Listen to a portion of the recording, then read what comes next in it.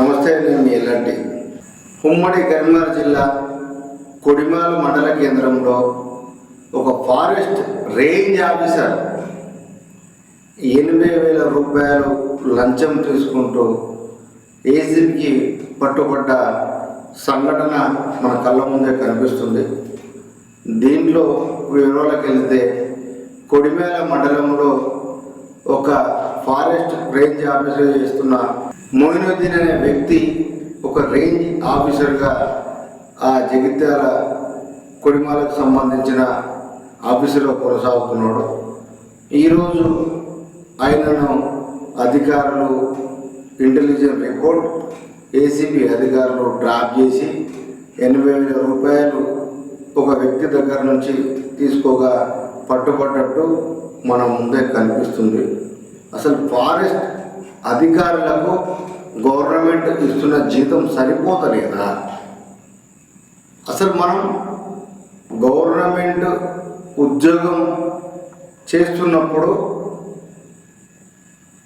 భూమి అనేది చేస్తాం, లేదంటే ఫారెస్ట్ను కొట్టుకోండి, ఈ టైంకి మీరు ట్రాక్టర్లు పెట్టుకోండి అని చెప్పి చెప్పుకుంటూ ఈ అధికారుల పైన ఎందుకు మిగతా అధికారులు చర్య తీసుకోకపోవడం గమనార్థంగా మారుతుంది. ఇలా ఫారెస్ట్ అధికారులు ఉంటే చెట్లను సంస్కరించాలి, చెట్లను పెంచాలి. వర్షాకాలం వస్తుంది, ఎన్ని వేల చెట్లను వేస్తే అంత చాలా బాగుంటుంది. అసలు ఫారెస్ట్ అధికారులకు సంబంధం కనిపిస్తుంది. ఇక్కడ ఫారెస్ట్ అధికారులే లంచాలు తీసుకుంటూ ఇలాంటి ఏసీబీకి దొరుకుతున్నారు కదా. మీ గవర్నమెంట్ జీతం ఇస్తలేదా? అసలు మీరెవరు? మీరు ప్రభుత్వ భూమిని కొట్టుకోమన్నందుకు మీ దగ్గర ఎలాంటి అధికారాలు ఉన్నాయి? ఇది చాలా వరకు రేపు వర్షాలు కురుస్తలేవు. గవర్నమెంట్ ఫారెస్ట్ అధికారులుగా మీరు గవర్నమెంట్ నుంచి లంచాలు తీసుకుంటున్నారు, జీతం తీసుకుంటున్నారు.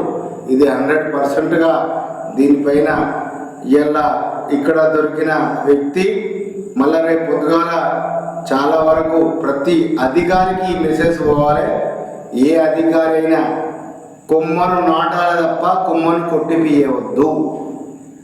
కొమ్మను నాటాలి, కొమ్మను పెంచాలి, కొమ్మను కొట్టిపియవద్దు.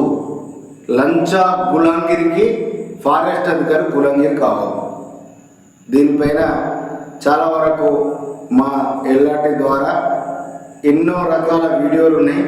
ప్రతి వీడియోను ఉమ్మడి జిల్లా 57 మండలాలలో ఏ మండలంలో ఎక్కడెక్కడ ఏం జరుగుతున్నది మా దగ్గర ఉన్నది. ఇలా ఒక కొడిమేల మండల కేంద్రంలో ఒక అధికారి 80,000 తీసుకుంటూ ఏసీబీ దొరికాడు. మిగతా జిల్లాలో కూడా ఇలాంటి అధికారులు చాలా వరకు ఉన్నారు. మీరు సందర్శించండి, చెట్లను నాటండి, అభివృద్ధి చేయండి. చెట్లకు కావలసిన ప్రభుత్వం ఇచ్చే మంచినీరు పోయండి, చెట్లను పెంచండి. మహిళా సంఘాల ద్వారా మీకు కావాల్సిన సబ్బండ రకాలు తీసుకోండి. నేను తిరుపతి ఇన్స్పెక్టర్ ఏసీబీ కరీంనగర్ అండి. ఈరోజు Kodimela village forest range officer, Kodimela range forest range ఆఫీసర్ని వాళ్ళంతా తీసుకుంటూ పట్టుకోవడం జరిగింది. కొడిమేల విలేజ్కి చెందిన ఒక అతను 120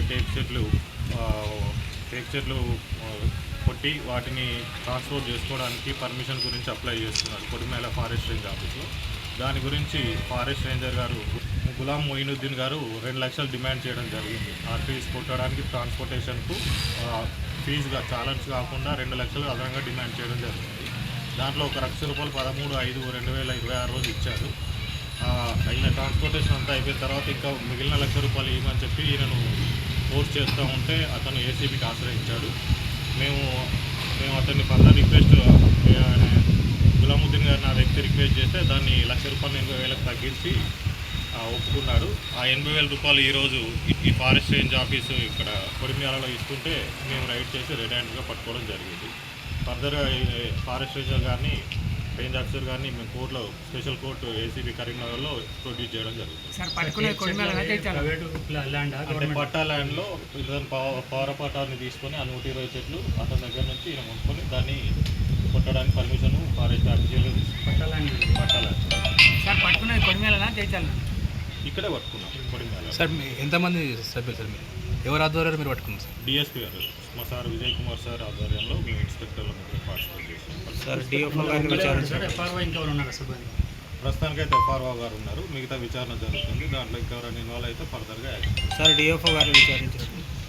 ఆయన విచారిస్తారు. సార్ గతంలో ఏమైనా తీసుకున్నట్టు కానీ మీకు ఏమన్నా అదే ఫర్దర్ ఇంతకుముందు 1 లక్ష రూపాయలు తీసుకున్నట్టు కంప్లైంట్ చేశారు. దాని మీద కూడా అంటే ఈ కేసు కాకుండా ఇంకా గతంలో మన దగ్గర తీసుకున్నట్టు కూడా ఆరోపణలు ఏమైనా ఉంటే వాటి మీద విచారణ చేస్తారు. మా బాధితులు మా దగ్గరికి వచ్చి మాకు ఇంతకుముందు complaint చేస్తే వన్యప్రాణులు కూడా ఇట్లా లాస్ అయినప్పుడు ఇట్లాంటి కలెక్ట్ చేసినట్టు కొద్ది ఆరోపణలు ఉన్నాయి. అట్లాంటివి ఏమైనా ఉంటే మాది దృష్టి తీసుకొస్తే మేము దాని మీద కూడా విచారణ జరిపి తగిన చర్య తీసుకుంటాం. అంటే బాధితులు ఎవరైనా ఉంటే మీకు మాకు 1064కు చేయొచ్చు, లేదా మా డిఎస్పీ గారి నెంబర్ 9154388954కి కాల్ చేసి చెప్పచ్చు. వాళ్ళ వివరాలు కూడా రహస్యంగా ఉంటాయి.